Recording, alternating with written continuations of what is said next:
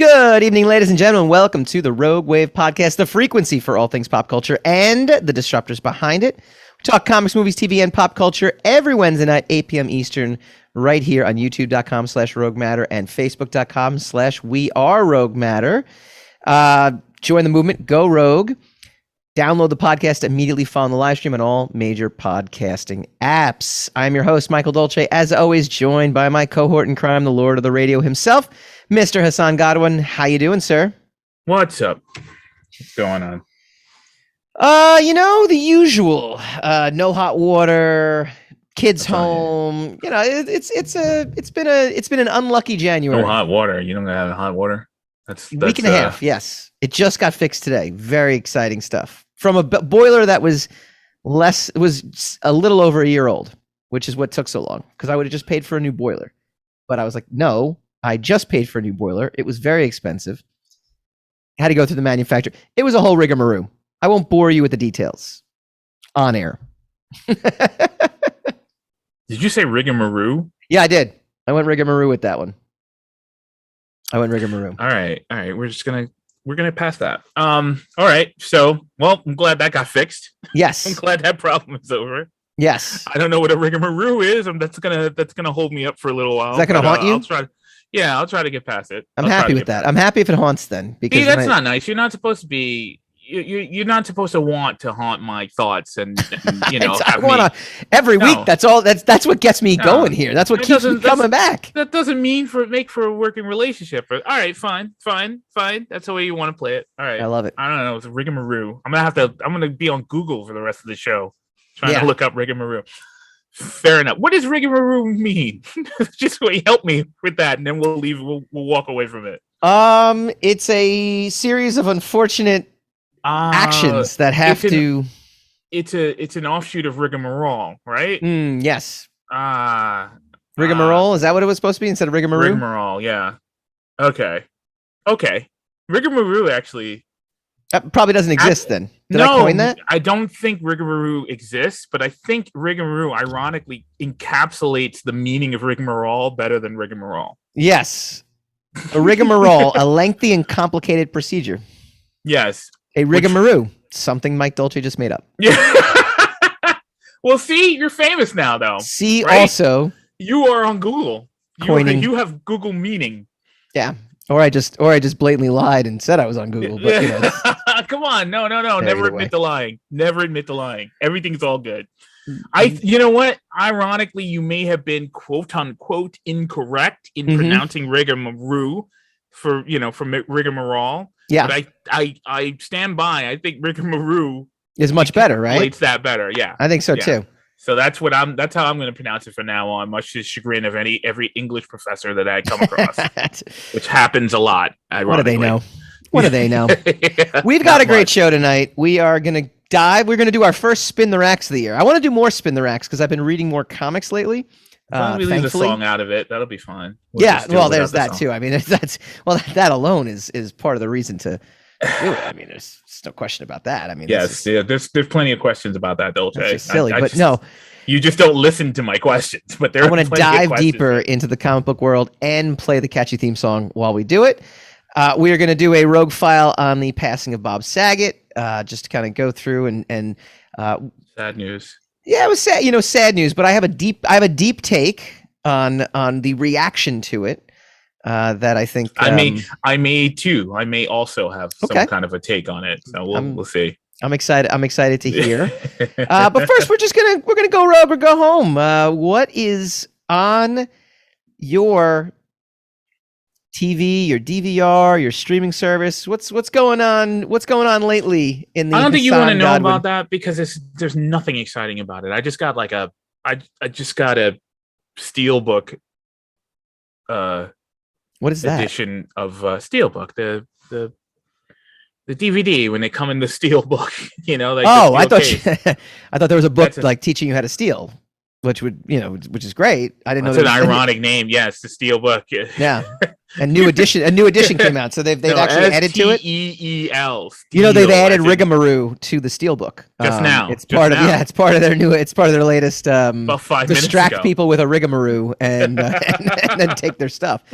And then you homage their stuff. It's pretty good, right? Wow, you're throwing it all in there. Okay, that's good. If you're a fan of the show, I just dropped like 7 Easter eggs for you. It's good stuff. I bought a Steelbook version of Dances with Wolves, so that's why I'm not telling you what I'm gonna watch, because I'm in 1991 right now. Let me ask you a question. Speaking of 1991, are you caught up on Cobra Kai? Are you a Cobra Kai guy?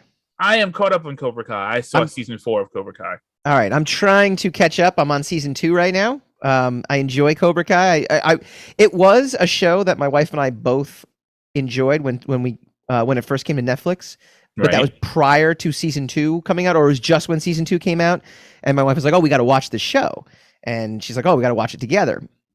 And I said I would love to watch the show because my wife and I have opposite TV tastes. Yeah, no, we have completely opposite TV. It's very different. We have to Game of Thrones was the one show that we both enjoyed both together. Gravitated to. Yeah, Curse of Oak Island on History Channel is another one. But yeah, you guys, you were big about that one a couple of years ago. I love that show. They're gonna look. They are.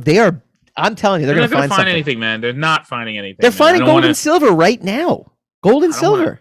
I don't want to hurt your feelings.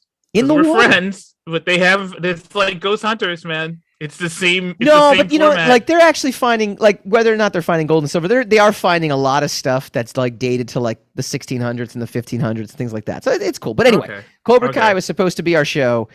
We watched the first season. We loved it. She hated the season finale of season 1, though, just because she was very upset of the transformation. Season finales. Wait do you see the season finale of season 2? I know. I'm very excited. Very strong. But she didn't like the dark turn. The lead Cobra Kai. You should tell her to stop watching. No, she has. She's like, I don't want to watch it anymore. She's done. I have been lingering. I've been lingering to not watch it because I'm like, well, I kind of want to see season 2, but then I've now given up hope that she's going to come around and want to see it. Miguel is turned dark. He's going. Yeah, she didn't like the Miguel. Yeah, she did not like Miguel turning dark. At the end no of season spoiler, 1. no spoiler, but you might want to get her back onto the show. She might have different. So I'm about 5 episodes into season 2 right now, and yes, I think she would enjoy it. But yeah, she might recover. Now, see, here's the thing. Obviously, you don't look at my Facebook, right? Because I made a comment about. No, I did see your Facebook. Cobra Kai, right? Mm-hmm. And that's season 4. Here's the thing. It's a phenomenon. I think Cobra Kai is a phenomenon because it is full of absolute schlock, soap opera-ish twists and turns and divisive. Divisive measures to get from one side of the show to the other, right? Yep. It is unabashedly melodramatic and sappy and saccharine, but it is loved probably because of those things, not in spite of those things. Correct. And that's a new phenomenon because a lot of times when people will receive new material that tries to do these same tricks, they will have no patience for it. Right, there will be no patience for it whatsoever. This show seems to have infinite. I'm sorry. This show seems to have infinite. People have infinite patience for it. I don't mean patience as in they're tolerating it, but they're just here for it. They have infinite threshold for that kind of shit, and it's weird. It's just weird to me. It's wonderful. I think it's it's very positive. It's very hopeful. It's a very, it's a very good thing that people are loving it, and that they're, the show is leaning into what people are loving about it. Apparently, I haven't done a study on it, but it's apparently I agree with the general sentiment, just from my own social media bubble of what people love about it. The reason is.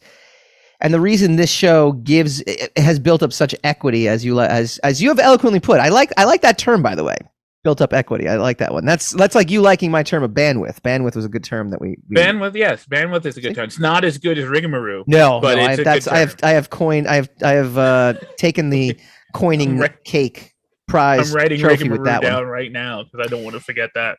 The reason Cobra Kai has built up this kind of equity to go along with it is that, like a good telling, or a good, like, I don't want to call it reboot. It's not really a reboot. It's a continuation. It's a sequel. It does all the things. I mean, just from the very first episode, telling the story from Johnny's point of view, flips everything, and you go, okay, I'm in. Like just that right off the bat, you sit there and go, oh yeah, I guess from his point of view, our point of view, he was a typical 80s, like, a-hole villain. And from it, but now you see this other side where he's like, I don't know, I was just having an argument with my girlfriend. This guy pours water on my face, kicks sand in my face. Like, what do you expect me to do? And then I try to tell him not to do it, but then he fights me, and what am I going to do? I got to fight back, and then blah, blah, blah. And it's like, well, and he did this, well, how to get him back? And you're like, oh yeah, like that's, yeah. There was a point when I was a little upset with season 1 of Cobra Kai, just because I thought, because the Karate Kid, first of all, the entire Karate Kid is a phenomenon in and of itself. Because the Karate Kid, I remember when I was a kid and they were advertising the Karate Kid on television, they told you how it ended in the trailer.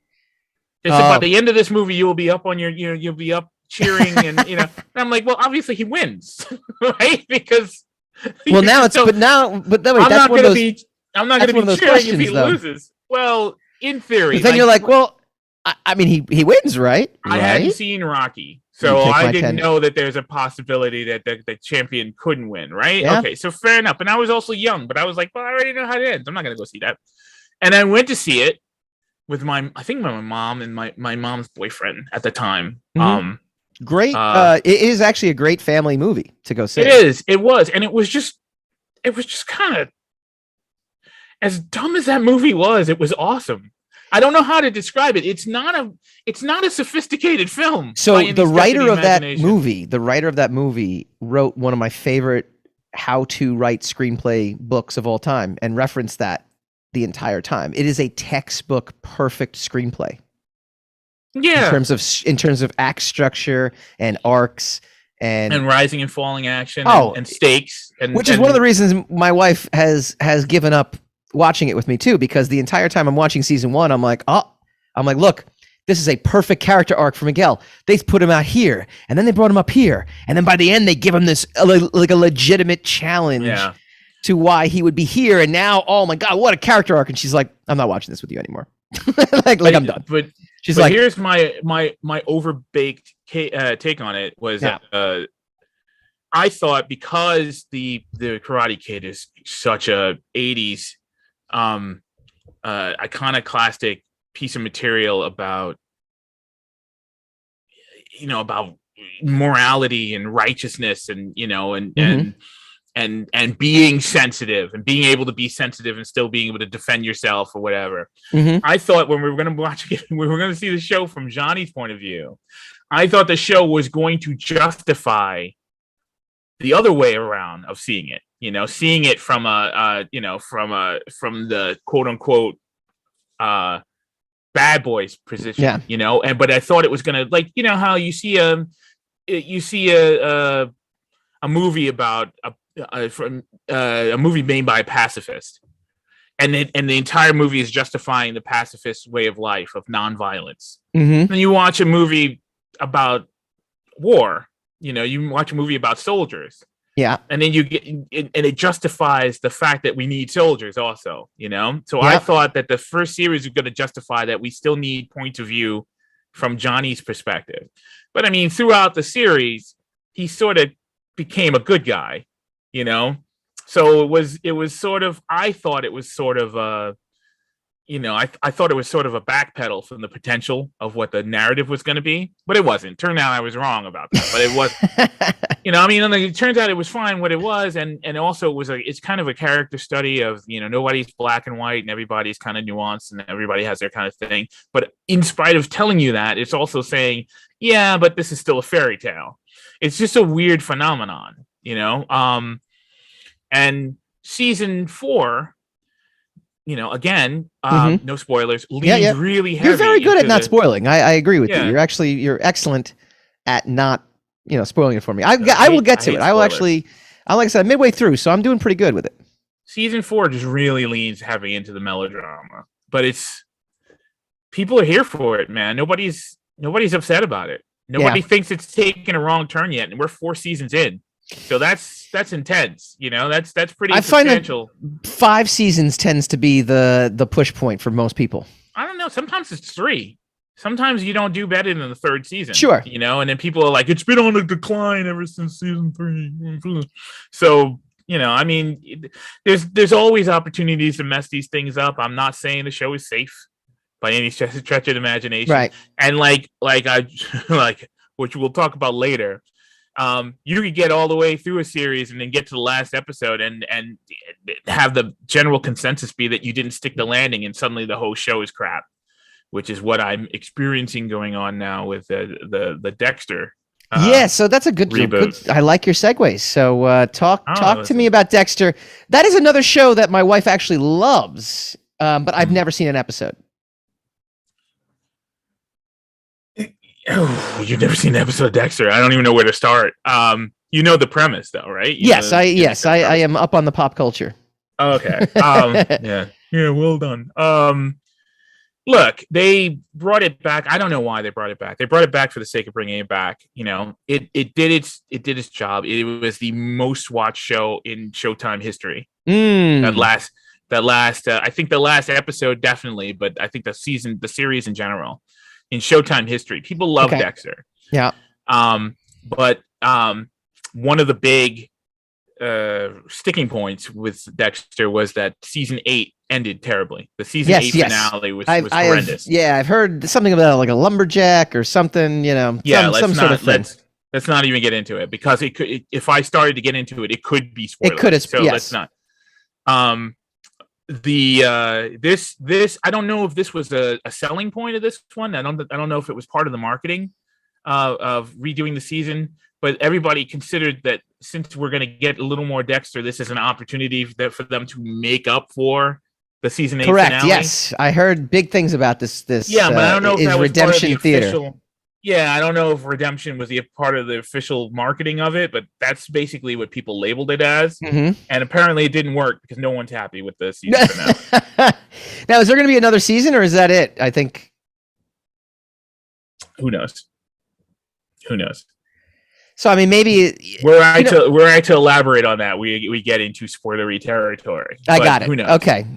So I have two things to navigate. I got to tell you, I have made it my 2022, or one of my 2022 goals is to consume more of these shows that I know of for so long, but I just haven't. Just never watched it.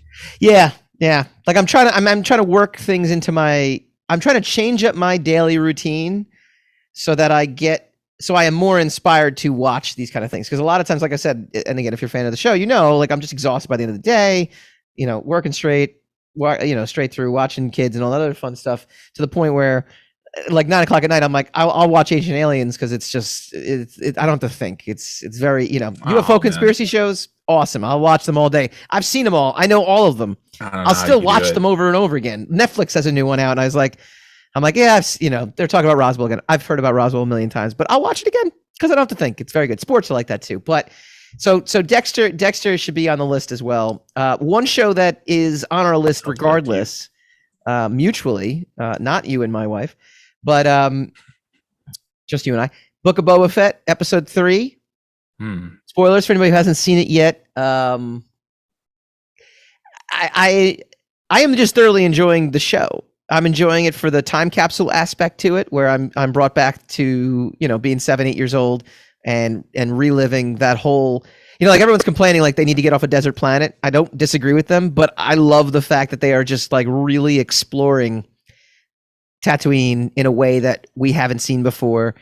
Really dissecting, who's living there, who's not, what the power structure is. I love the fact that, again, spoiler if you haven't seen it, they finally brought back the Rancor, which was one of my, I remember being 7 years old and being genuinely terrified of the Rancor. like genuinely, oh my really? God. Okay. He's gonna eat that pig. He ate that pig. Oh my god! I felt bad for the pig in this episode too, by the way, because he got bit. Yeah, but they fixed him. He was all right. They fixed him. Well, I was just thinking to myself, I'm like, fake Chewbacca was gonna eat that guy. Black Costanza. I know he has a name. Costanza. He's fake Black Chewbacca. Costanza. He's not fake Chewbacca. He's Black Costanza. He's got a name. Black Costanza. Called by his name. Black Costanza. Called Black Costanza from now on. I like that. Oh Lord, never mind. He seems cool though. I'm poking fun. I'm just poking fun at him. He's coming back. You know he's coming back. Oh, he's a fan favorite too. I mean, he's big in with Boba. He's going to be in the Boba camp. He's big in the community. I'm liking the show. There's a charm to it. I think it's a very charming show. Some of the stuff I'm having trouble with, because kind of Boba's kind of just going from scene to scene. Yeah, you know, he's not taking action. Like he's not. Yeah, like he's right. I think it's very difficult. I think he keeps taking the helmet off too. He's tomorrow. He's like, I'm not keeping this. I'm not the Mandalorian. But I'm not keeping this on. Like I get it when he's like behind the scenes, but like he'll go into like his into battle and be like, the one thing that will protect me from getting assassinated, I'm gonna just take it off. Boba doesn't care. Boba doesn't give a damn. He's an incompetent warlord, I got to tell you. I do think that he needs a security system because Black Costanza just came into his very shocking. I like that tool of us thinking, oh, we're gonna go into another episode long flashback, and it wasn't. The guy just the Wookiee was like, all right, enough of that, enough flashbacks. Yeah, out. You know, yeah. There are things about it that kind of it's very subdued. I think I would say, yeah, like it doesn't. I don't know if it lacks intensity. But it is not intense. I don't know if it needs to be more intense, but it's not, and it's certainly not intense. And like, okay, so these twins come to Boba and they're like, look, we don't really want the territory that we just threatened you for last episode. And here's a Rancor. Yeah. But we just sent the assassin to kill you a day ago. Right. So like, okay, so now, so I'm supposed to take this Rancor in and not think that there's something fishy about it, right? And I'm supposed to take his Rancor keeper, right? I immediately as that door's opening, I'm like, Trojan horse coming right here. Yeah, I'm like, wait a minute, that's first of all, that's Machete, don't ever trust Machete, but it's kind of strange. Like I like the Rancor, I like the set, I love the fact that it's the same visuals from Return of the Jedi. Yeah. I love. I'm okay with his weird biker gang with their strange, My Little Pony scooters that they're on. I mean, Boba Fett must be like the most convincing person in the world. He's like, "You come work for me." Sure, we'll try to kill a gigantic Wookiee now for you, and we've just met you. But they did spend like 10 minutes talking about there's no work and there's no money. We don't have any work and we don't have any money for water. So he's like, "Well, come work for me." And then he gave him then he paid for their water. Don't trust Stephen Root either. No, he'll burn your whole office down. Stephen Root's a bad person to trust. Like, you didn't know him from Boardwalk Empire. I wasn't a Boardwalk Empire guy. Utterly treacherous in that. Yes. So yeah. But I'm liking it. I enjoy it. I'm seeing a lot of reactions to it. It's like, oh man, we don't know where this is going. I don't. Yeah. Well, I like that. I like that. I don't know where it's going. It doesn't matter that you know where it's going or not, because even when it gets there, it's all about where it gets to, right? You're not going to decide on a show until it gets there. So, like, why is everybody acting like, oh, these episodes are not, capturing my look? If it sticks the landing, everyone's going to say it's great. Yep. If it doesn't, everyone's going to say it's crap. So why not wait till the end? I'm enjoying the journey. I'm enjoying the journey. I enjoy content. I enjoy seeing content. I do have an issue. My only issue is that he just kind of saunters into was like, oh, okay, we're going to go to the mayor's house. Okay, we're going to see the mayor. Oh, the mayor's not in. It's like, oh, okay. Yeah.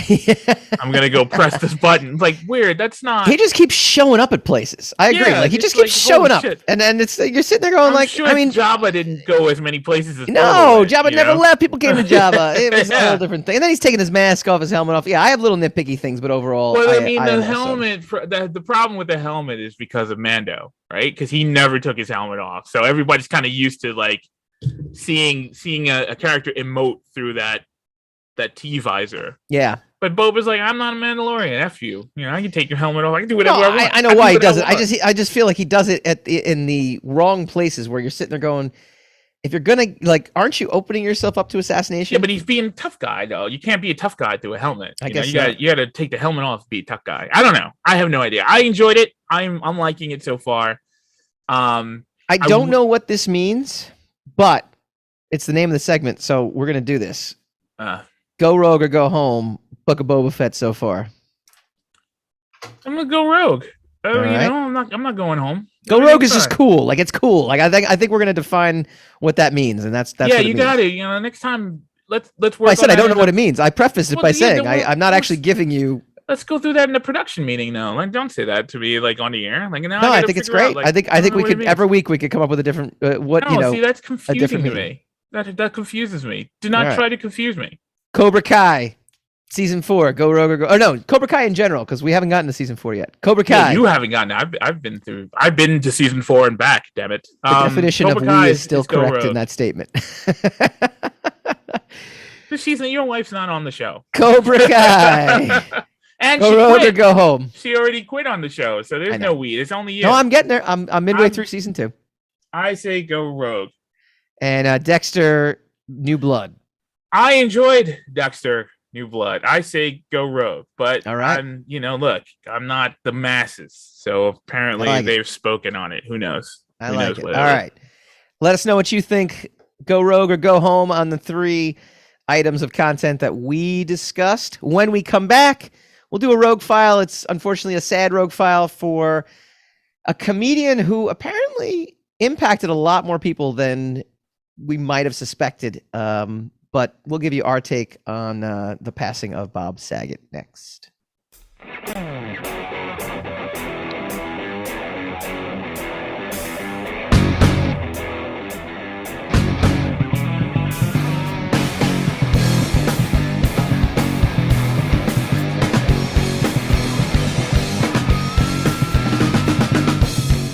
Welcome back to the Rogue Wave podcast. I just want to draw people's attention to roguematter.com. We have the Rogue Matter giveaway.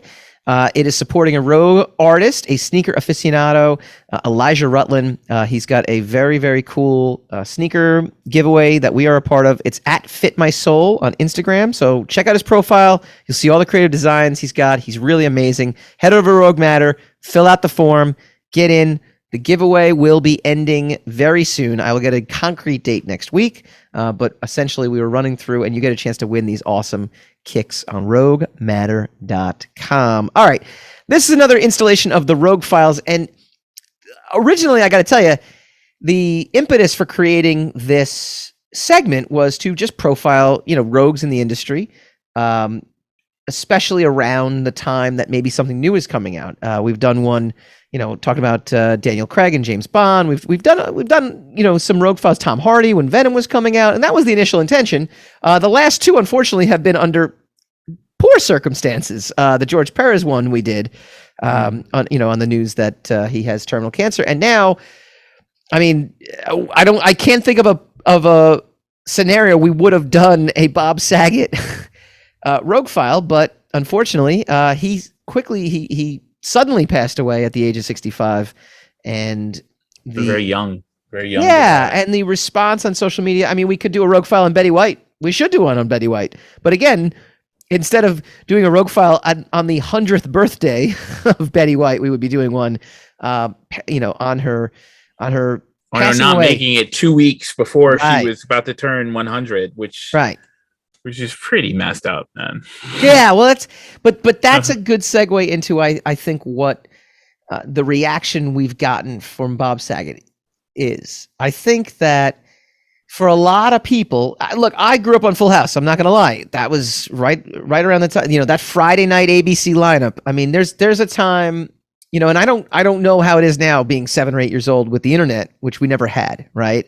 The only outlet you had as a kid to the outside world was on the 12, 13 channels. And if you had cable, 30 or 40 channels, that was your portal. If you had cable, you were a superhero. You had television that no one's ever seen before. Yeah, that's how vast and mysterious the time we grew up in.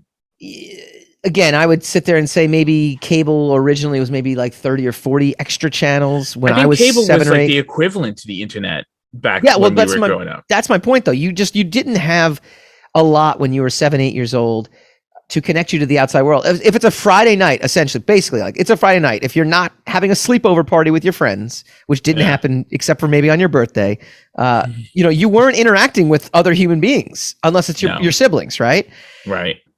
So the TV lineup of 8, 8:30, 9, 9:30 before you go to bed, when you're 7, 8, 9, even 10 years old, 11 years old, I mean, it's like vital. It was a vital, like, conduit for just keeping you entertained in a way that made you feel connected to the rest of the world.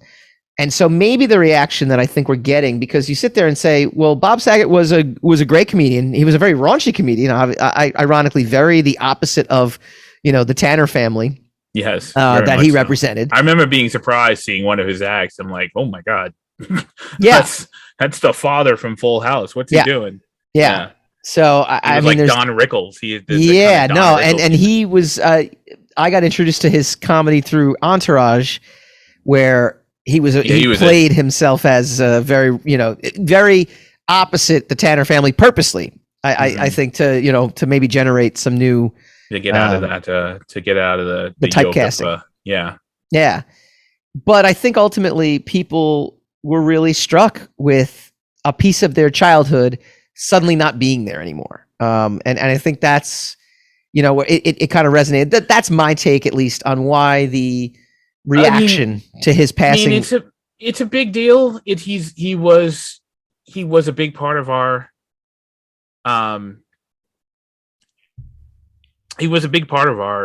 Generation X, very significant landscape of television. Yeah. I don't know. Was he in the Netflix reboot of Full House? Was he the Fuller House? No, I don't think he was, because I know for sure it definitely centered around the kids. Maybe he was there. Maybe he made a cameo, but he was definitely not.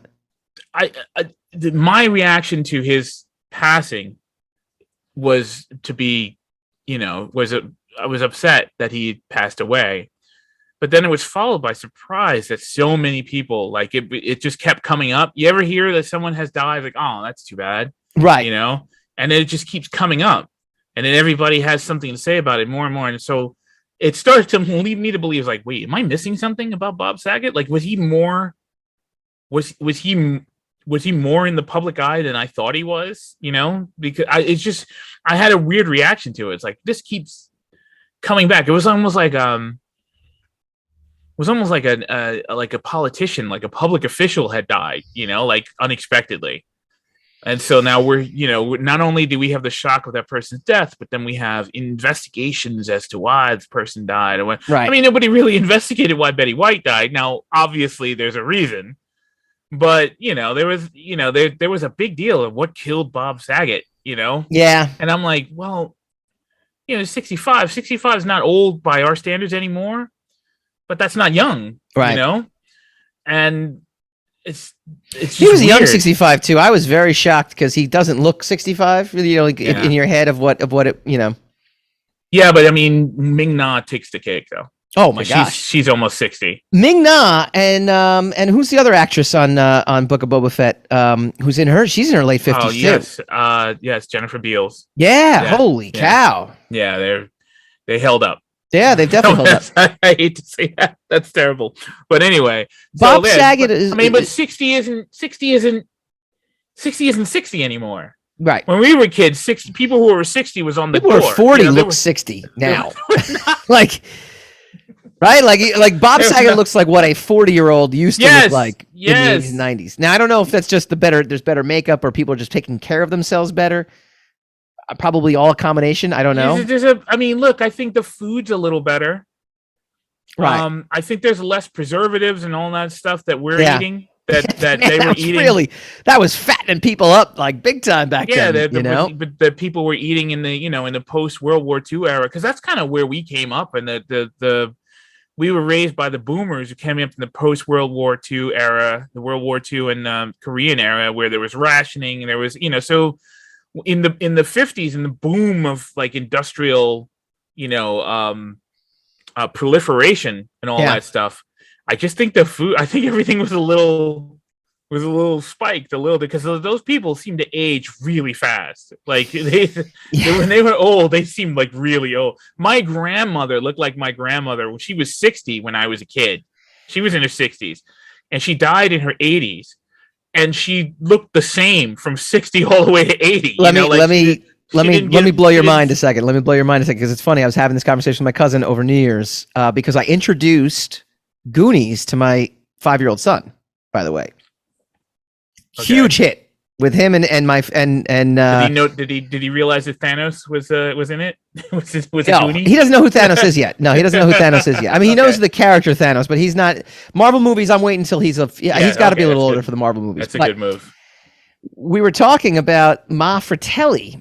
Do you know Ma Fratelli is the same age in Goonies? Actually, she's 2 years younger, I think, in Goonies that Ma Na Wing is. Ming-Na. Yeah. Ming-Na Wing is in Ming-Na what? Ming-Na Wing. Yes, Ming-Na Wing. Ming-Na Wing is in Book of Boba Fett. She's in Book of Boba. She is 58 years old. I mean, Ma Fratelli was 56 in the Goonies. That's a hard 56. I can't think of a more juxtaposed. That's like a Jerry Garcia 56. Yeah. And you know why Jerry Garcia looked like that at 56. I think Jerry Garcia died at 57 and he looked like he was 77. Yeah, you know? So I mean there's hard living probably. We've gone off on a tangent here, I gotta be honest, but that's okay. Look, okay. There's not much to be said about Bob Saget that I haven't already said. I think he was brilliant. I think he was funny. There's some people who are famous and who are held, to a high degree of respect. Mm-hmm. And you're always like, why? I don't understand what there's a lot of comedians that are like that, but Bob Saget was not among them. I knew why people respected him and liked him. Yeah. I think he was genuinely funny and amusing. I think his range was pretty impressive if he could play the wholesome dad. Yeah. And then do one of those late night. He had a line, one of my favorite things anyone's ever said, where he was on stage, he took this guy's camera and he's mugging for that guy's camera, and he said, "I used to hate obnoxious people and now I'm their leader."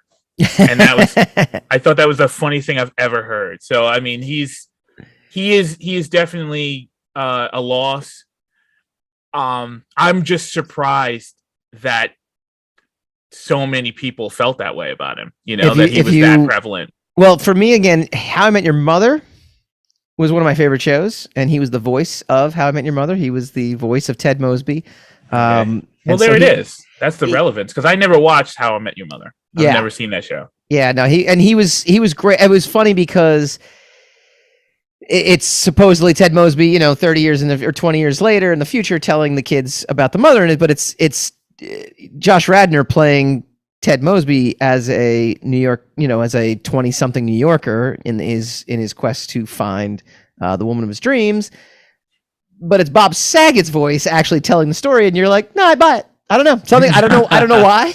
I don't know how it works out, but you sit there go, yeah, that could sound like his voice. He has a very avuncular presence. Like he's got a very, like easygoing, authoritative, authoritarian, like laid back authoritarian. Like you believe what he says, and you're all right with what he's telling you. And it's very calming, So that was very much him. He very much fit into that. And if you type in, to put a bow on this, if you type in Bob Saget famous quotes, the first one that comes up is, "I have the brain of a German Shepherd and the body of a 16-year-old boy. They're both in my car, and I want you to see them." That's what I'm talking about. His stand-up is completely different than what you would anticipate. Yeah. I like I said, when I first saw his stand-up and I only knew him from Full House, I was like, what the heck? Oh my God. I think it came off even more raunchy to me just because of the juxtaposition between the two.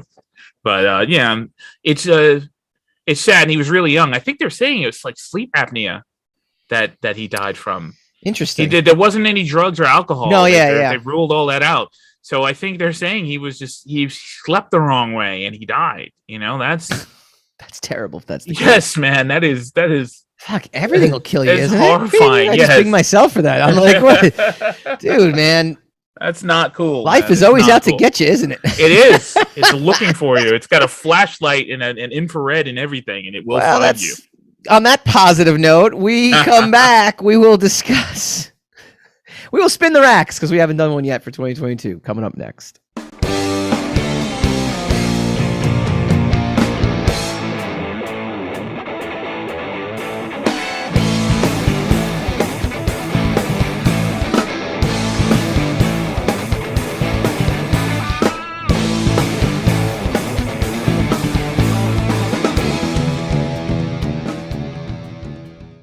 Welcome back to the Rogue Wave podcast. We come from the comic book industry, so we love to talk comics. We call this segment Spinning the Racks. Spin the rack, spin that rack. I missed that song. I missed it. Do you know where that song comes from, right? You know what I'm spoofing. Yes, right? yes. Okay. Yes. Not a lot of people don't know Spill the Wine. So, whatever. Never mind. I love that song. I used to love that song. Getting through, it's funny. We haven't done comic book news much. We've been busy with other content, but I feel like it's something we should be doing more of. It's another New Year's resolution. I think I enjoy the comic book industry a lot more. That's something it's a resolution as well that I've kind of carried over from last year, is to read more comics.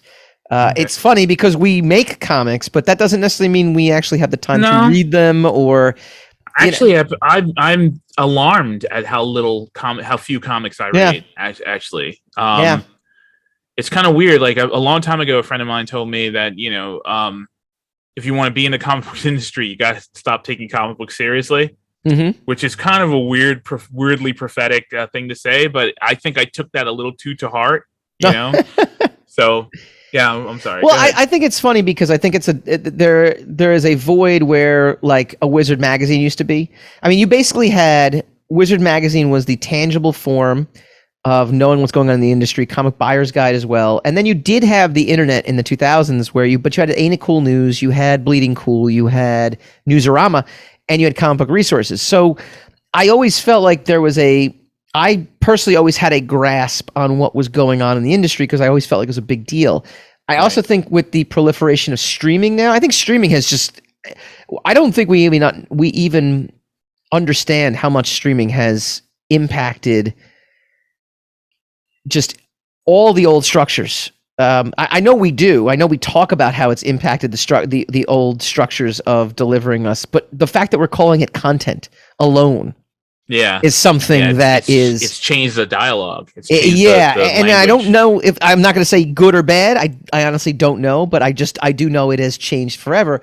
I think, and the way video games have now evolved to a point where they are content because they are storytelling. It used to be you would play a video game to kill some time because you want to beat the game.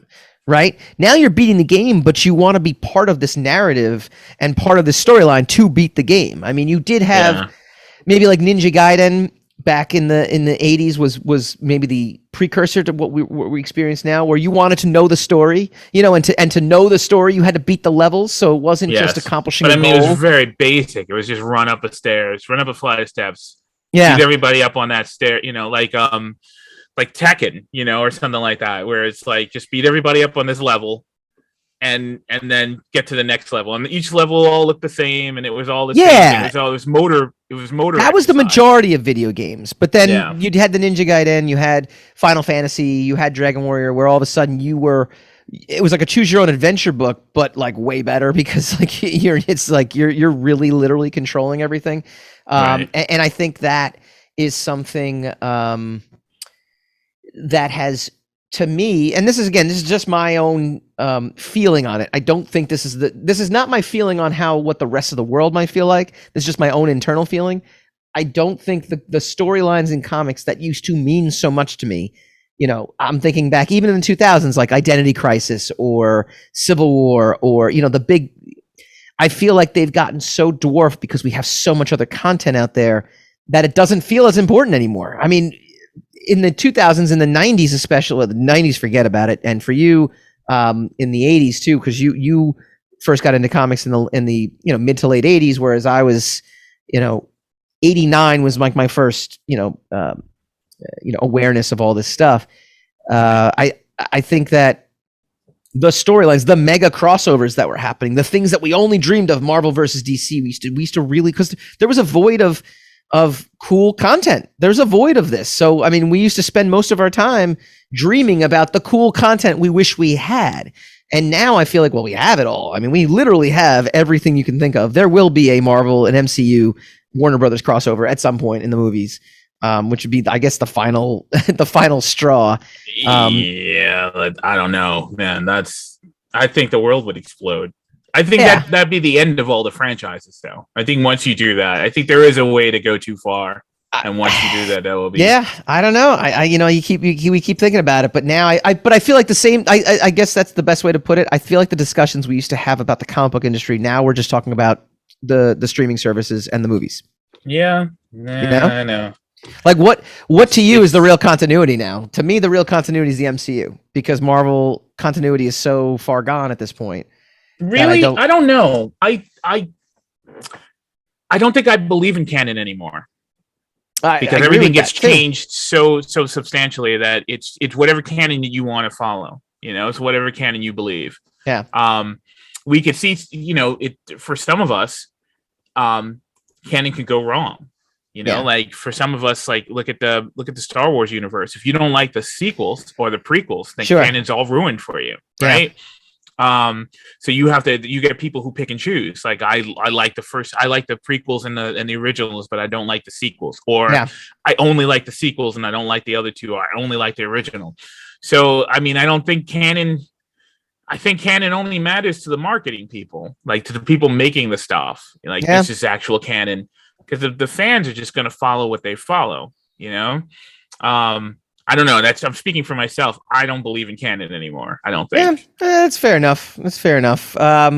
Some real quick news, and then I want to get into one of the positives to the MCU and DC kind of, in my mind, moving to the streaming services, is that indie comics, to me, I think there's a lot. I've read more indie Kickstarter books than I've read mainstream books in the past 2 years, I'd say.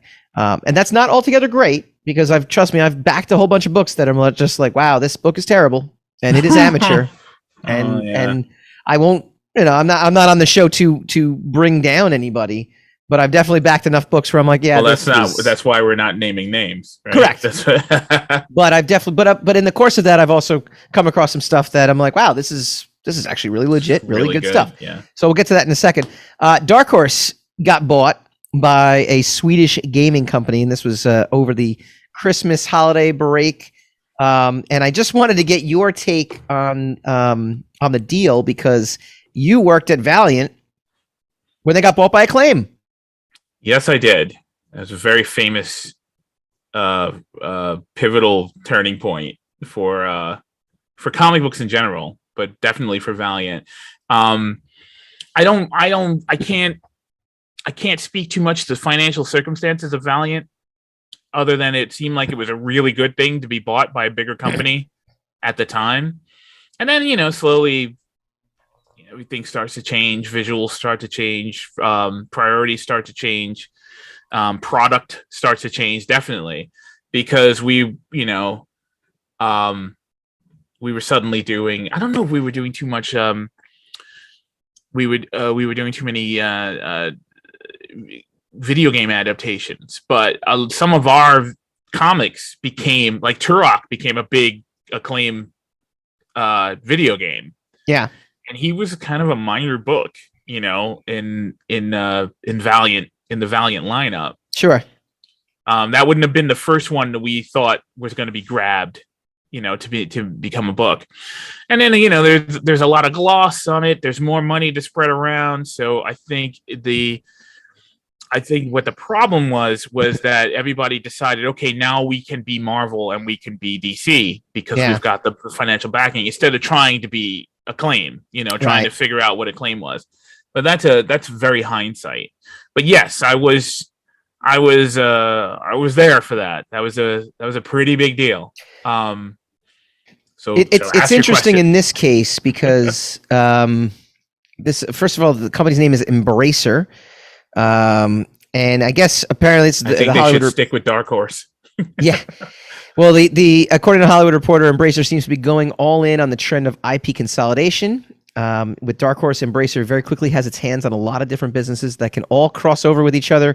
It's not hard to imagine Dark Horse publishing a line of Saints Row comics, or Asmodee putting out a Hellboy board game, or a Settlers of Catan TV show, all operating under the Embracer banner. So I think it's obviously a little different nowadays, just because transmedia has become such a thing, to where back then, Acclaim buying a comic book companies were just as huge a force in the market as a video game company, if not more. I mean, you're looking at I know the mid 90s that the industry itself collapsed. However, you know, circulation was still high. I mean, printing was still a big thing. Publishing, holding a book or holding a comic book, holding a monthly comic book in your hands was still something of huge value. Whereas, you know, fast forward now, everything is digital. And comic book companies, publishing companies, I mean, we talked about this kind of off air. The circulation is just not there. I mean, it's just, you know, the print circulation is no longer there. Digital, streaming, you know, things, you know, apps like Comixology, Marvel Unlimited, things like that, you know, that's a different beast altogether, in terms of what they make. But in terms of galvanizing people, you know, behind a product, I think video games are way more popular. I think just hands down, the sales are bigger. There's more. It is more popular. Characters are just as popular across the board, but the actual product itself, I think comics are, you know, I don't know. I mean, it's arguable. I think the problem with comic books is the platform on which they're sold. You know, I think once people start embracing digital better, comic books takes its rightful place as, you know, another form of viable entertainment again. Yeah. I think brick and mortar stores are, you know, they seem like they feel like inaccessible obstacles to being able to make collections. But then there's also traditionalists who want tangible copies of books as opposed to digital. So once we make that full transition, I see comic books coming back as a very viable and vibrant medium. I think the platform is what's holding it back right now. And people's lack of including mine, people's lack of knowledge of what to do exactly with it. I agree with video games being probably a bigger monster. I think video games are now what comic books were in the 80s, you know, where people were like, wow, this is an alternate source of, this is not books or movies or television. This is something else. And they're going to go through their own throes of, because, you know, there's already resistance to how enormous video games are becoming, and how, you know, how the medium, what the medium is being used for. It's being, you know, there's arguments it's being misused or being abused, or, you know, there's too much this, that, or, you know, it's being used as too much satire, it's too political, you know, yada, yada, yada. I have high hopes for video games. I think video games are the future in a lot of ways. Not the way they are now, but I think they are, you know, they're on the verge of becoming something substantial. But I'm not going to count comic books out yet, because I think it's too versatile a form of communication. Yeah, I definitely won't count them out. I just definitely think, compared to video games right now, video games are ultimately, and like I think for Dark Horse in general, which is the other angle to this, it's a great thing because they were losing so many licenses. Buffy, well, Star Dark Wars. Horse. That's it's not gonna. I was gonna say that the purchase might not change Dark Horse at all because they were the licensing comic book company. Exactly. Yeah. So now they have a license to steal, video game properties and whatever. And if with a stronger financial backing, who knows what properties they might be able to snatch up. Yeah. It might be a brand new day for Dark Horse. Yeah. Real quick, I was going to talk about Image, some of the workers at Image unionizing. That was a kind of I don't know if it was a huge news thing, but I thought that was kind of interesting. Real quick, I find it interesting. It's the workers at Image. Image is a creator-owned company to where the creators. I had a book at Image. I was responsible for everything. I would send it in. The people that actually put together the book, though, I mean, I would give them the files, and there were workers there. There was somebody who was in charge of doing the graphic design work, making sure the book itself got to the printer. Maybe the marketing team as well too. I guess there has to be a marketing team. There has to be someone at Diamond. But I found it interesting that they were the first ones in comics to unionize when it's not a traditional company. In many forms, so I thought that was interesting. At the very least. Do you know why they made the decision to do that? Does the material tell you why they what they what want? They want to be. Yeah, it's for there was a list of things in their demands. They want to hire more diverse workers. They want to be paid more. They want to be nothing about like pensions or anything like that from what I could gather. But they were doing it to and it was a 7-2 vote. I do remember seeing that in the article as well too, that it wasn't a unanimous vote to unionize.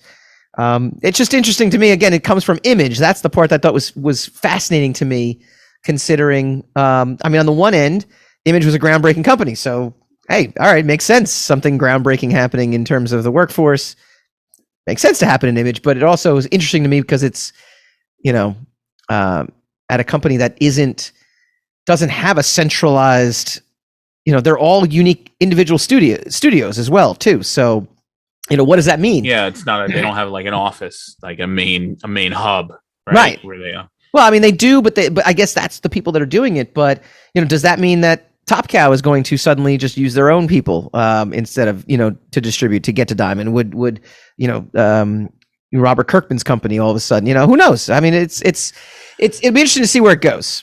It seems like it's a means to an end kind of thing. It seems like they're doing that to meet the demands of the changing demands of the industry or whatever is going on. If people are saying that the industry is dying or the comic book industry is, on its way out or on its knees or, whatever. People have been saying that since the 70s, it's fine. Then I guess that they need to make this move in order to compensate everybody properly who's working on it. I kind of support it. We've discussed it. We had a discussion about it. But I think it's new. I think it's going to change the industry, whatever it does. I think it's going to be. I think it absolutely will. Yes, I think it will definitely be a harbinger for some sort of change, and what that change is, we'll see. It's comics itself is a business built on freelancers, and so it is always fascinating to see. Again, these are the workers that are not actually producing the comics. They are literally not producing the content of the comics. They are producing the production workers. They're the graphic designers and the pagination people and other people who the fact that it was only 9 people voting to unionize, I thought was interesting as well too. And we'll see. But that's what I was kind of saying before. It's like it's probably gotten so that even the day players cannot be. There's not enough in the trough to even pay the people to do the normal stuff. Yeah. And so in my assessment, there's something needs to be done to be able to compensate people who are working. That's all. You know? So, this might be drastic, but it might be the only way they knew how to do it. I don't know. Yeah. Yeah. It'll be interesting to see where it goes. I will keep an eye on it. And I'm I will. My initial reaction is always skeptical to things like this, but who knows? We'll see how it goes over time. But spin the racks. I think this is something we should be doing more of, and I am reading more comics in general again, not just rereading comics that I've grown up with and loved. Watch Ozark. What's that? Nothing. Ozark. Season 4 is coming. I'm almost done with season 3. It's coming this month, and you ain't done with the. I'm almost done with season 3. You told me to watch that damn show, and I'm like a year out, having seen more than you have. It's driving me crazy. Stop reading. Part of me doesn't want to watch it just because it's driving me crazy. Stop reading comics and watch Ozark. Damn it. So I want to spotlight 2 comics real quick. Now one is a good friend of mine, but the other is someone we've had on our show before. It's a comic called Reburn. I'm going to actually flash it on the screen as well as hold it up while in my own camera. It's from Allison Shelton. It's a dystopian future. We've had her on before. The book itself, they kickstarted successfully 2 issues. I'm diving into issue 2 currently, but what I like about it is the production quality on it, the art quality, and obviously the story itself is very engaging. But again, I've seen so many Kickstarter books where the production quality is just it really truly is indie, and it's very DIY, and it's very like you sit there and go like, these people clearly don't know how to make a professional comic. Before you on that point, I watched a documentary, a short documentary yesterday about animation. They were talking about animation. They're mostly talking about Arcane and the fact that it took 6 years to be able to produce Arcane, this and that. Sure. And the guy went over a litany of other pieces of animation, usually anime, Japanese anime, whatever. And a lot of people are turning to 3D animation to do 3D for 2D. So it's like 2D images, but done in a 3-dimensional platform. And he was saying like they're turning to that because of crunch time. There's no time to actually put together a meaningful product. And he said, and this is in this kind of works in conjunction with what you just said. He said a lot of people just want to put something up there, so they turn to these corner cutting kind of techniques. And they think just because they have a good story that the art doesn't matter, and that that the production of the thing doesn't matter. But it unfortunately, something that no artist wants to hear. It does matter. Presentation does matter. Yep. So, no, absolutely. That's probably what's befalling a lot of these Kickstarter people is they're like, it's an indie. I don't have to. I think also, and I think also they're just excited, and there's value to this, and it doesn't mean that they're not going to get better, and they shouldn't start somewhere. They absolutely should start somewhere. I find it fascinating that I see some books where I'm like, that book wouldn't get into Diamond. I know because I tried to get into Diamond when I first broke in, and it's great. Look, Kickstarters are great. It's great that you can go out there and see your creation out there. But I think it also leads to in my mind, it also leads to a false sense of just professionalism, to where but then you see a book like Reburn, and I got to tell you, like, I looked at Reburn and I'm like, this isn't an Image comic. Like, this looks like it would be at any of the major companies. So go check it out. It's awesome. You can go to the Reburn website, and you can check it out there as well too. And then real quick, and we got to get him back on the show because he's great. He was my co-host on Wednesday Forever, but I'm actually speaking genuinely as a fan here. Who was supporting my friend Victor Dandridge, Never Too Late, book 1 and 2. I flashed up on the screen as well too. Victor is doing. First of all, Victor is being extremely prolific this year, which I think is amazing in terms of the output. He's this is the 4th or 5th comic he's put out in the last 6 months, which is tremendous. What's tremendous about it is he's basically running his own universe, and so he's in charge of everything. He's writing everything. So it's a nod to his work ethic, but also his own pledge to, look, I've been wanting to do comics, and he's done comics here and there, but it's a lot of series of false starts and stops and whatnot, that he's like, no, I'm challenging myself to do this and build this universe. And He's got a sound business plan. He's got a sound Kickstarter business plan. But then the book actually comes, and you're like, "Wow, this is really good." So Never Too Late is the sequel to one of his other books that I can't recall the name off the top of my head, but that's apologies. And it deals with it's kind of like an Astro City kind of thing where there's a superhero who can't save, one of his ex-wife kills herself, and he hasn't spoken to his son in 6 months. And so it deals with, it's a family drama set against a superhero background. The art is professional.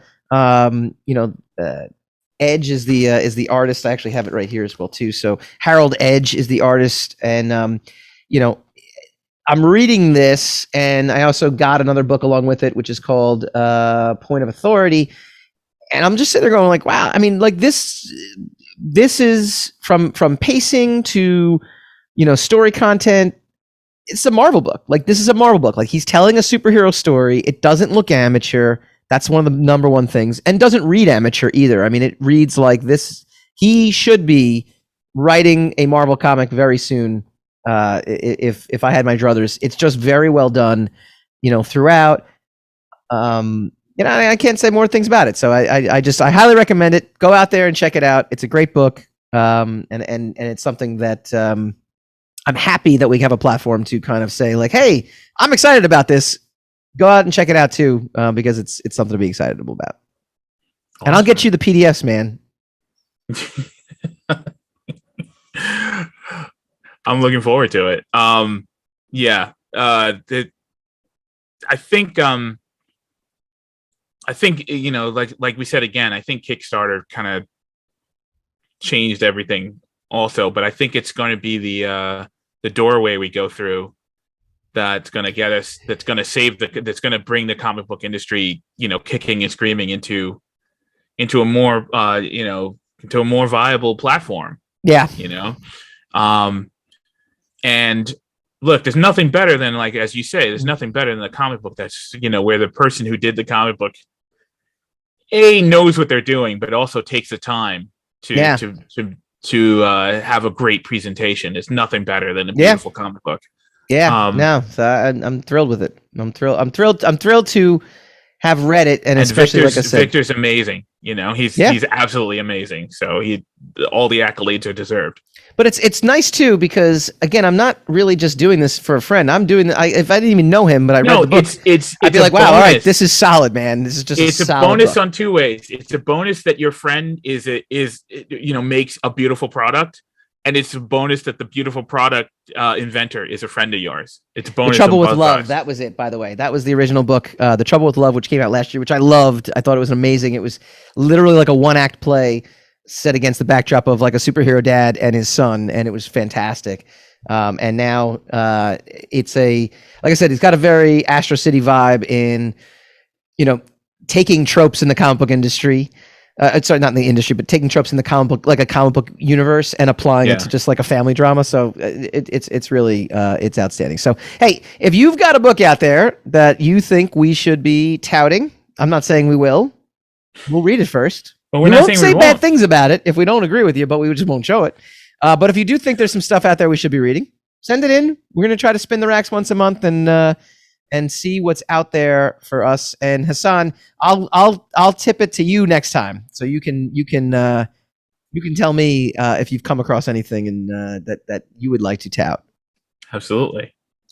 That's our show for tonight. Next week, Peacemaker comes out, so we'll have some opinions about that, I'm sure. I will probably still be on Cobra Kai Season 2 when we get there next week, but I will be very close to finishing it. I'm getting through at least 2 episodos a week. It's very. I have a chance of getting to that season finale, so we'll see. I believe in you. I have faith. I do not. There's Book of Boba Fett. There's a whole bunch of stuff. We will see you guys next week.